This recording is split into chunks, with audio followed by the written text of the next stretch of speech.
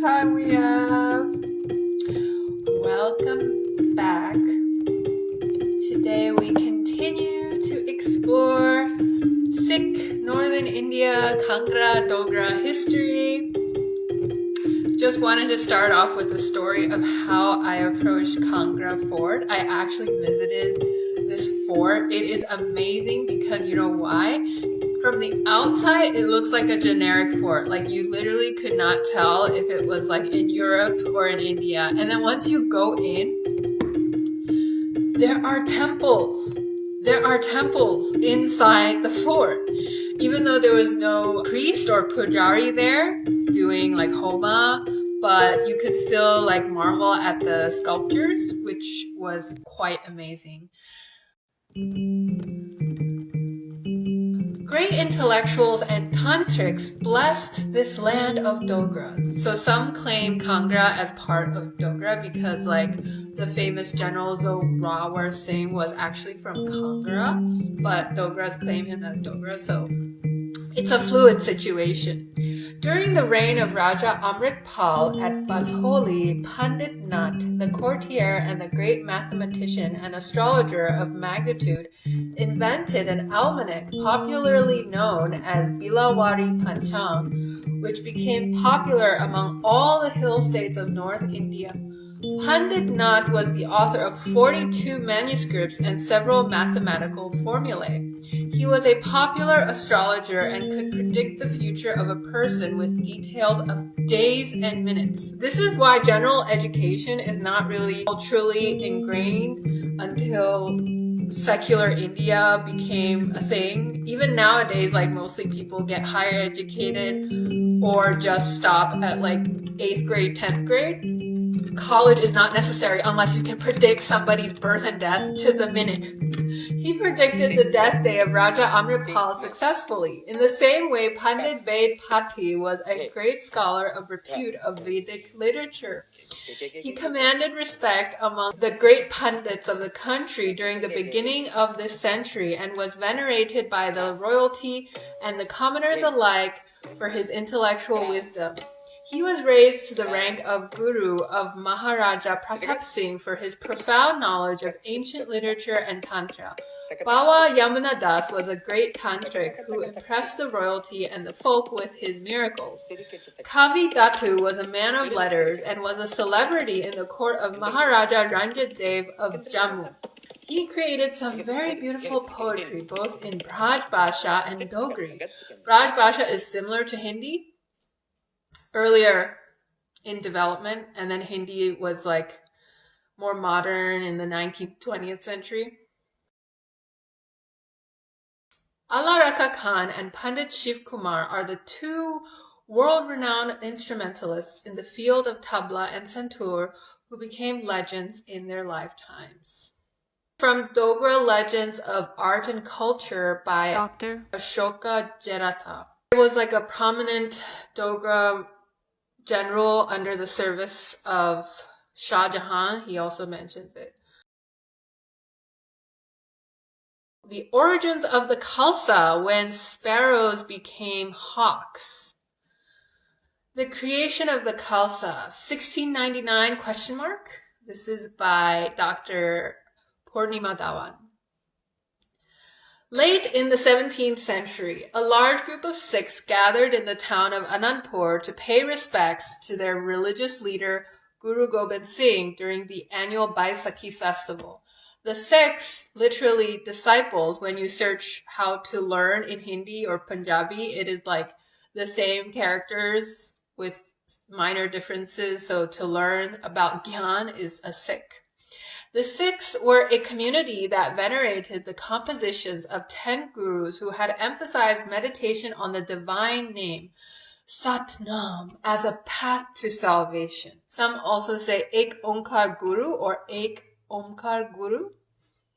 Sikhs believed that one could become attuned to the divine order of a formless, transcendent God through community worship, charity, and most important, through a study of Sikh scripture or Adi Granth. The community consisted mainly of merchants and traders of the Khatri caste and peasants and rural landholders of the Jat caste. It is believed that during the Baisakhi festival of 1699, the 10th and last spiritual leader of the Sikhs, Guru Gobind Singh, created a warrior community called the Khalsa. Khalsa Sikhs would aid the Guru in preserving his territories and authority from attacks by the local rulers of the Punjab Hills and Mughal forces. In transforming Sikhs into a self-governing warrior group, Guru Gobind Singh would set in motion a profound change in the political and cultural fabric of the Mughal province of Punjab. Within a few decades, this small warrior community would establish political control over Punjab by mobilizing peasants from throughout that province, overthrowing an empire in 1699 ruled much of South Asia, meaning the Mughal Empire. The creation of the Khalsa is important for many reasons. Its foundational texts question every facet of the social and political hierarchies that dominated peasant life in the 17th century. Other than challenging the moral right of the Mughal emperor to rule, Khalsa Sikhs, who were among the first to describe appropriate Khalsa practices, also questioned the hierarchies of caste and inherited privilege that dominated their world. So we might not appreciate it as much since we have Sunny Leone, Yo-Yo Honey Singh, AP Dillon, all these pop singers and culture figures who are breaking these boundaries every day. But in the past, it was quite a feat, right? Yet our understanding of the ways in which these new ideas were understood and implemented by Sikhs remains on shaky ground, shaped largely by a narrative of the Khalsa's origins and history pulled together from later hagiographic sources. Scholars have long noted the discrepancies and problems with the sources for this narrative of the Khalsa's origins. Yet the origin story of the Khalsa has proved to be difficult to dislodge. Even the commonly accepted date, the Baisakhi festival of 1699, occurs only in later texts. The martial trend among the Sikh Guru's followers predated this. There are no surviving eyewitness accounts that record the Guru's injunction to the first Khalsa Sikhs, which would explain the distinctive code Rahit and the markers of identity now associated with Khalsa Sikhs. Sources that can be securely dated to the 10th Guru's lifetime offer a more complicated view of Guru Gobind Singh's actions than later tradition records. Many of the datable primary sources relating to the Sikh community in the next few decades were created by those who were not Sikhs themselves and frequently hostile to this new community. The paucity of detailed primary sources from this early period in the Khalsa's history have left in place a narrative for which all of its compelling description of how a small community of peasants was transformed into indomitable warriors ascribes the agency of this change not to the peasants but to their spiritual leader Guru Gobind Singh. By locating this seemingly miraculous and instantaneous transformation to that spring day in 1699, the origin story of the Khalsa underscores the radical change in social and political hierarchies that the Khalsa's creation and later trajectory implied. By affirming the charismatic power of this last guru of the Sikhs, this narrative also minimizes and rationalizes the many contradictions within early Khalsa practice, fills the lacunae in our own knowledge of the Guru's intentions, and allies the question of what motivated Punjabi peasants to join this nascent warrior community. If, as recent scholarship suggests, the characteristic rites, texts, and the visible markers of Khalsa identity associated with modern Khalsa Sikhs changed considerably in the century after 1699, and long after Guru Gobind Singh's death in 1708, it is crucial that we understand the historical context in which these events. In one Kaur Singh's account, Gurbilas Patshahi, thus meaning 10, the text claims to be written in the mid-18th century, but many scholars place it in the late 18th or early 19th century. According to Singh, the Guru had secretly concealed 5 goats in a tent the night before the gathering on Baisakhi Day. In Singh's account, the Guru then proceeded with his daring plan. This involves animal sacrifice, so anyone who doesn't like this type of human activities can pause and skip. When many had gathered at the fair, the Radiant One proclaimed, "Is there a loyal Sikh here who will give the Guru the gift of his own head?" Hearing the words of the Guru, the people were shocked. When the Guru had repeated his demands 3 times, a loyal servant came forward with his hands folded. Taking him, the Guru raised his hand to draw his sword. The power of his body shone brightly. A goat was beheaded with a mighty blow. The blood poured out. Grasping a bloody sword, the Guru came outside and demanded another head. The people were shocked.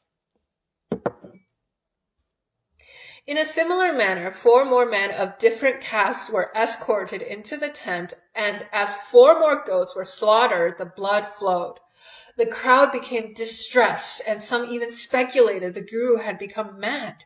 As they lamented, the 5 dead Sikhs were led outside, and the crowd was amazed. Then the Guru administered the sword baptism, or Khande Ki Pahul, to the 5 Sikh volunteers, the original 5 beloved, or Panch Pyare. The first 5 to be initiated in this manner were the nucleus of the new Khalsa community. The baptismal ceremony began with the ritual preparation of amrit, or nectar of immortality, in which sweetened water was stirred with a double-edged sword, or khanda. These 5 men then offered the initiation to the Guru, symbolically integrating him into the brotherhood of the Khalsa. To this day, the initiation ceremony of Khalsa Sikhs recreates this event. Kaur Singh's events of Baisakhi is one of many similar variations that can be found from 18th century, as well as in modern narratives that continue to be published. Such popular accounts, written in an oral, create an explanation of the origins and rites for Sikhs and their sympathizers, explaining the core beliefs and practices of this group. It also supplied the key facts about Khalsa history that were later enshrined in scholarly monographs as well as school textbooks. Although some mythological elements of the older hagiography have been eliminated, by and large, the hagiographic narratives created in the late 18th century dominate the modern understanding of how and when the Khalsa was created. The modern version also includes the Guru's injunction that all Khalsa Sikhs were to carry 5 markers of Sikh identity: the Panch Kake, the Kesh, Kanga, Kara, Kirpan, and Kachcha, short undergarment. Kara, steel bracelet. Sometimes you can see, South Asian men, Sikh or non-Sikh, wear it. Kanga is comb. Kirpan is dagger. Kesh is the uncut hair. These external markers ensured that Sikh men were readily identifiable as loyal followers of the Guru. This transformation is described as the transformation of sparrows into hawks. In the later retellings of the early history of the Khalsa, Guru Gobind Singh's disciples emerge as a tabula rasa. Khalsa Sikhs are represented as loyal and brave, but they have little agency. They are merely the instruments of the Guru's will. It is the inspiring words and actions of the late Sikh Guru that propel his followers into political ascendancy. Although we know that Guru Gobind Singh died in 1708 and that much of the Khalsa's cultural and political characteristics developed later, it is the 10th Guru's vision and teachings that are presumed, even in more recent works, to have been the central motivational factors in mobilizing Punjabi peasants. New research, however, suggests that the participation of South Asian peasants in the labor market was instrumental in creating new identities and enabled upward social mobility observed in new warrior groups in South Asia during the early modern period.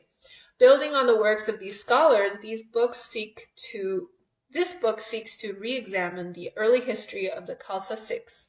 In moving the historical focus to the Khalsa community over the course of a century, I will interrogate 3 aspects of the popular understanding. Each of these aspects has a larger bearing on the way in which the history of early modern South Asia has been understood. I wish to understand why the origins and explanations of normative values were rewritten at each crucial stage in its history as the pragmatic actions of Khalsa chiefs, soldiers, and peasants tempered the radical vision of early Khalsa Sikhs. This is her argument. The representations of Khalsa history were key elements in creating meaningful social and political links with the diverse communities over which the Khalsa chiefs would eventually rule. The assumption that Khalsa Sikhs were a cultural tabula rasa or meek sparrows is a highly problematic theme that runs through many of the earlier studies of the Khalsa Sikhs. It tends to reinforce uncritically the idea present in the hagiographic accounts of the last guru's life that the guru's teachings were the only influence shaping institutions. This assumption suggests that the conversion from peasants to warriors was almost instantaneous and complete soon after 1699, and that after the assassination of the last guru in 1708, the Khalsa Sikhs would go on to create and extend their community in strict adherence to the guru's teachings. This approach sits in uneasy company with the evidence in the primary sources of important disputes among Sikhs of how this new community would be organized socially and politically. Even as early as the mid-18th century, such tensions are present in religious texts that discuss the appropriate conduct for Khalsa Sikhs. Poems attributed to Guru Gobind Singh describe the Guru as a strong monotheist, yet in later texts he is represented as a devotee of Hindu goddesses such as Durga and Chandi, seeking their aid in creating the Khalsa. Jai Chandima. Khalsa Sikhs extended their patronage to Sikhs who did not take Khalsa initiation, Nanak Pandis, Sahajdharis, Udasi monks, and also non-Sikhs. Among the peasant groups that joined the armies or attended discussion or worship in the company of diverse religious scholars, there were those who exhibited a range of behaviors and beliefs, some which adhered closely to those associated with the new Khalsa community and others that departed from it in dramatic ways. Some Khalsa Sikhs, however, found this diversity of practices and beliefs untenable. Thus, for the next 100 years, one can find in texts authored to explain the Khalsa Rahit or Code of Conduct an insistence on all Sikhs taking Khalsa initiation and warning to Khalsa Sikhs to abandon the worship of popular Muslim and Hindu saints. So in Dr. Stephen Rame's work, he explores how there's this figure Jule Lal in Sindhi tradition and how Jule Lal can be both interpreted as Hither, the fish saint of an Islamic tradition, and also as like a popular Bhakti Hindu figure. And he finds it very similar to how Guru Nanak is received and Guru Gobind is received in Sindh as religiously inspiring across all boundaries. It does not matter like where you're from, you can all partake in the divine glorification of the Gurus, or Hither or Jule Lal.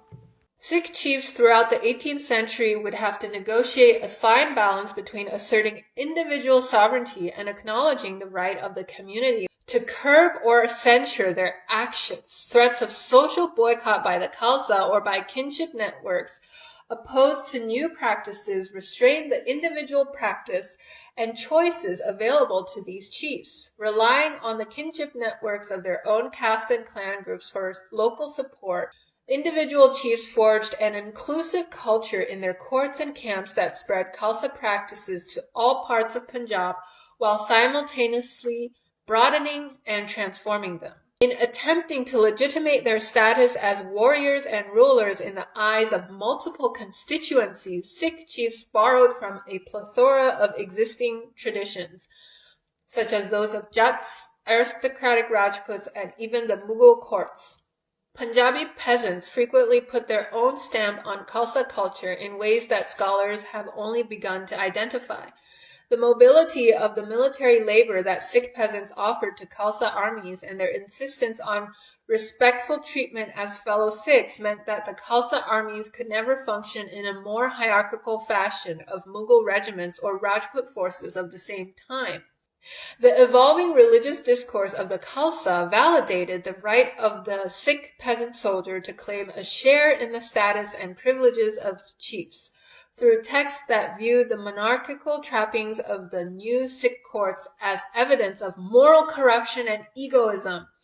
If Sikh chiefs attempted to counter such resistance, they could do so legitimately only by appealing to the brotherly bonds that ideally united the Khalsa or through lavish acts of patronage.